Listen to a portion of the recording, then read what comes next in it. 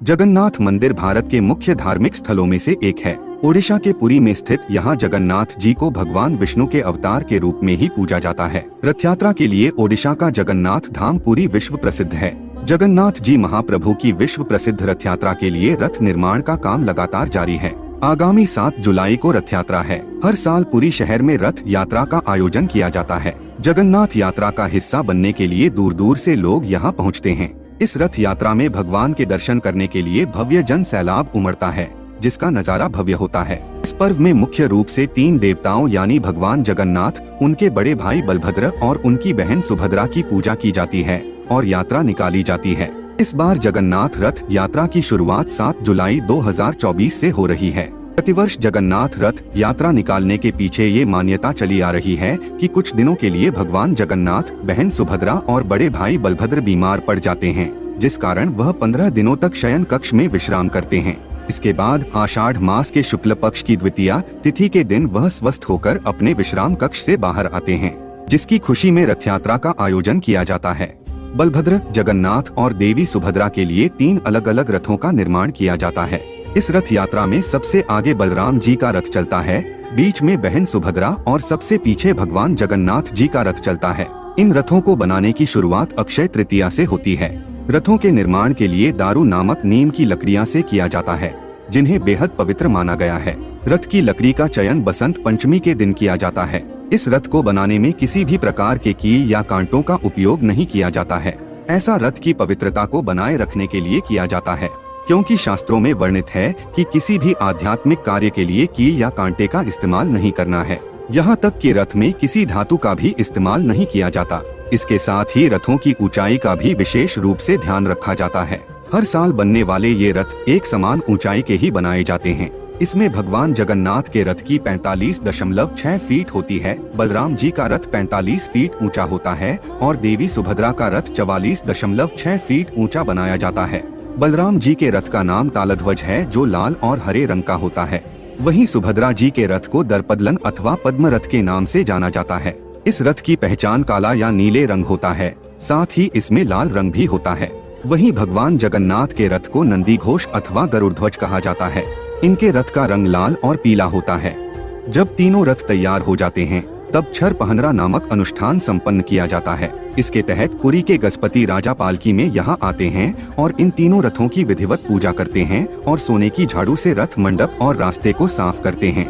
आषाढ़ माह की शुक्ल पक्ष की द्वितीया तिथि को रथ यात्रा आरम्भ होती है। ढोल, नगाड़ों, तुरही और शंखध्वनि के बीच भक्तगण इन रथों को खींचते हैं। कहते हैं, जिन्हें रथ को खींचने का अवसर प्राप्त होता है वह महाभाग्यवान माना जाता है। पौराणिक मान्यता के अनुसार रथ खींचने वाले को मोक्ष की प्राप्ति होती है। जगन्नाथ मंदिर से रथ यात्रा शुरू होकर पुरी नगर से गुजरते हुए ये रथ गुंडीचा मंदिर पहुंचते हैं। यहाँ भगवान जगन्नाथ, बलभद्र और देवी सुभद्रा 7 दिनों के लिए विश्राम करते हैं। गुंडीचा मंदिर में भगवान जगन्नाथ के दर्शन को आड़प दर्शन कहा जाता है। गुंडीचा मंदिर को गुंडीचा बाड़ी भी कहते हैं। यह भगवान की मौसी का घर है। इस मंदिर के बारे में पौराणिक मान्यता है कि यहीं पर देवशिल्पी विश्वकर्मा ने भगवान जगन्नाथ, बलभद्र और देवी की प्रतिमाओं का निर्माण किया था।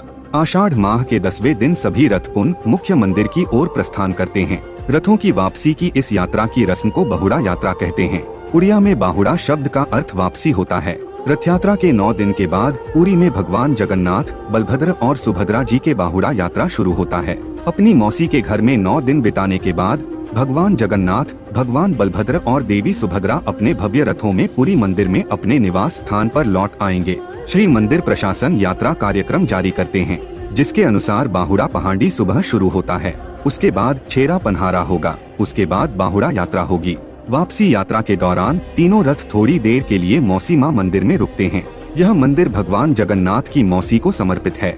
गुंडीचा मंदिर से लौटने के दिन देवताओं को पोड़ा पीठा, चावल, नारियल, दाल और गुड़ से बनी एक विशेष मिठाई का भोग लगाया जाता है और उसके बाद वे अपनी यात्रा शुरू करते हैं। तीनों भगवान जब श्री मंदिर पहुंचते हैं, इस दौरान और कई अनुष्ठान शामिल हैं। सबसे पहले सुना बेशा की परंपरा मनाई जाती है।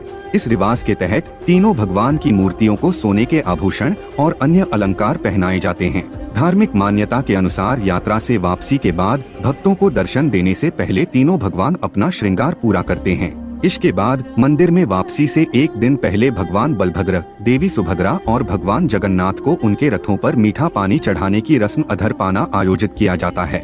अधर यानी होंठ और पना यानी मीठा पानी।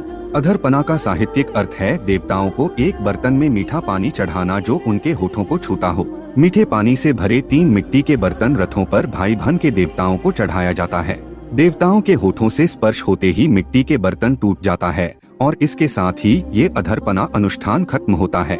आखिर में पवित्र त्रिमूर्ति का विश्व प्रसिद्ध रथ यात्रा उत्सव नीलाद्री बीजे अनुष्ठान के साथ समाप्त हो जाता है। पुरी में हिंदू देवता जगन्नाथ के निवास को नीलाचल या नीलाद्री के रूप में जाना जाता है।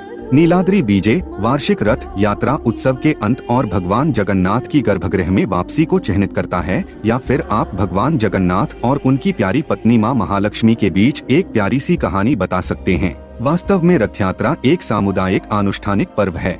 एक अहम बात यह कि रथ यात्रा के दौरान यहाँ किसी प्रकार का जाति भेद देखने को नहीं मिलता है।